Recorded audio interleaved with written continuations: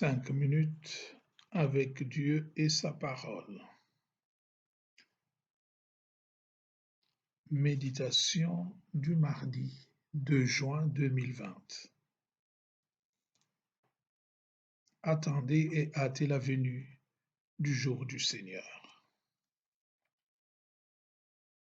En ce temps-là, on envoya à Jésus des pharisiens et des partisans d'Hérode pour lui tendre un piège en le faisant parler.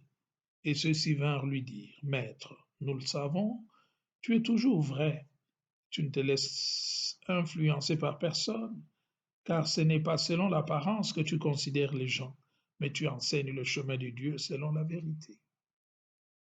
Est-il permis, oui ou non, de payer l'impôt à César, l'empereur? Devons-nous payer, oui ou non? Mais lui, sachant leur hypocrisie, leur dit, « Pourquoi voulez-vous me mettre à l'épreuve? Faites-moi voir une pièce d'argent. » Ils en apportèrent une, et Jésus leur dit, « Cette effigie et cette inscription, de qui sont-elles? » « De César, répondent-ils. » Jésus leur dit, « Ce qui est à César, rendez-le à César, et Dieu ce qui est à Dieu. » Et ils étaient remplis d'étonnement à son sujet. Bien chers frères et sœurs, shalom.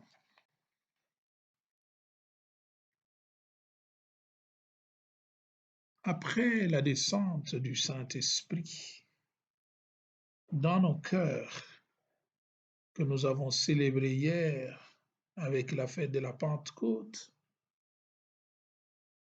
constitué donc peuple saint, nous sommes constitués en peuple saint, chargé d'annoncer la bonne nouvelle au monde entier, afin que tous soient imbibés du Christ.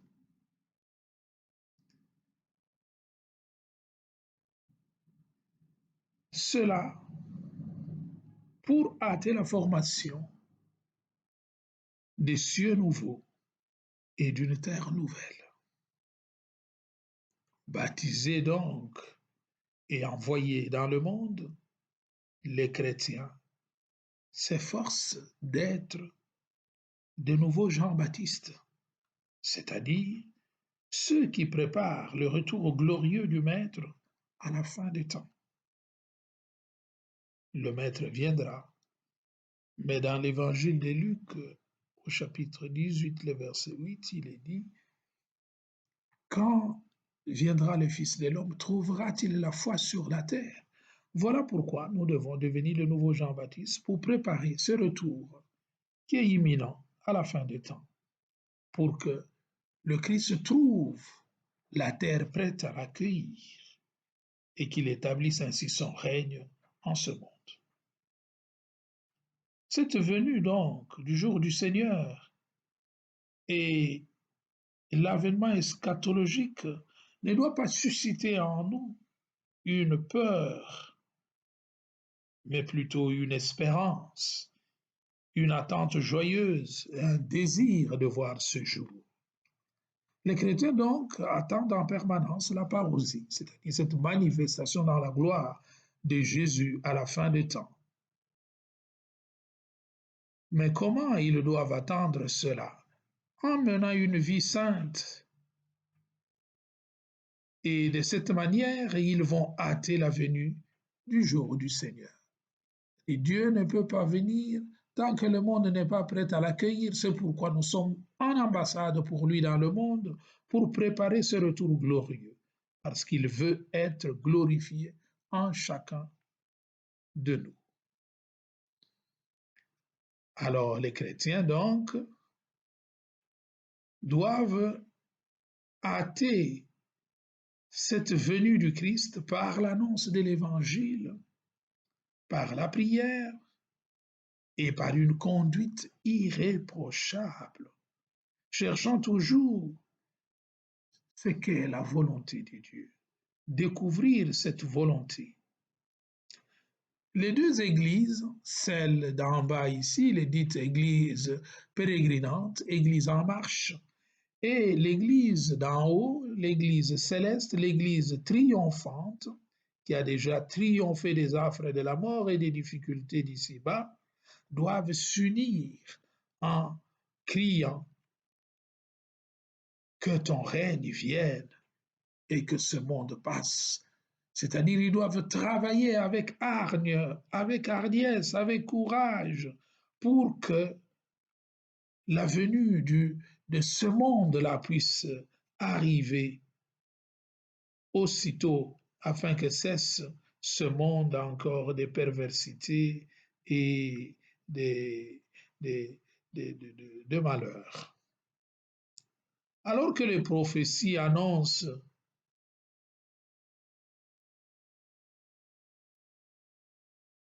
un ciel nouveau, une terre nouvelle, et le ciel et la terre qui passeront, qui disparaîtront,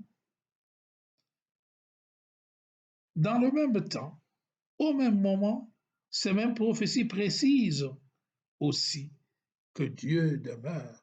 Si la terre passera, mais Dieu demeurera et sa parole ne passera pas.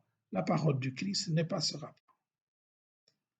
Alors à la fin de l'évangile, nous voyons que les envoyés des pharisiens et des Hérodes tendent à Jésus une question piège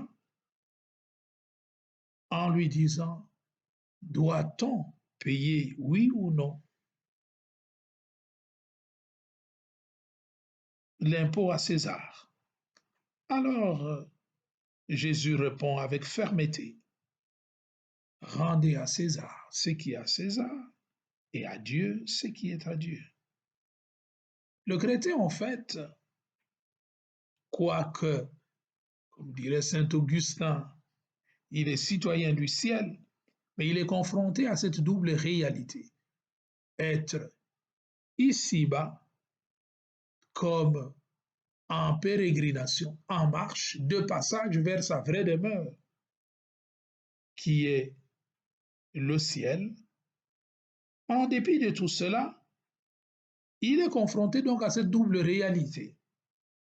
Et par conséquent, il doit obéissance à l'autorité civile.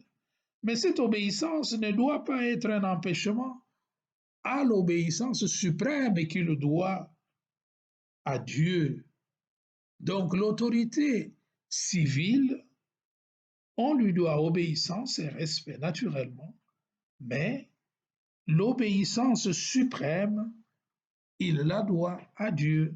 Cela ne doit pas occulter cette obéissance que les chrétiens doivent à son Seigneur, tout en obéissant à l'autorité civile.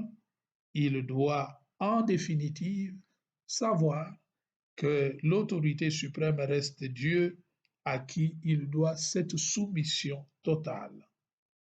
Jésus, en répondant de cette manière donc, démystifie la conception romaine de ce temps qui considérait l'empereur comme étant un être divin, et il invite à placer l'homme là où il doit être et non à le substituer ou à se substituer à Dieu. Il peut pas, l'homme ne doit pas prendre la place de Dieu. Dieu reste Dieu et qu'on puisse lui rendre le culte qu'on lui doit. Et à l'homme qui est empereur, qui est souverain, eh bien, qu'on lui obéisse selon sa nature et son rang. Voilà. Jésus démystifie donc cette position en disant aux hommes, aux chrétiens, qu'ils doivent réfléchir, qu'ils doivent obéir et à Dieu et aux hommes, mais chacun selon son rang. Enseigne-nous, ô Maître, cette obéissance à ta parole qui est la condition sine qua non pour que nous soyons sauvés. Amen.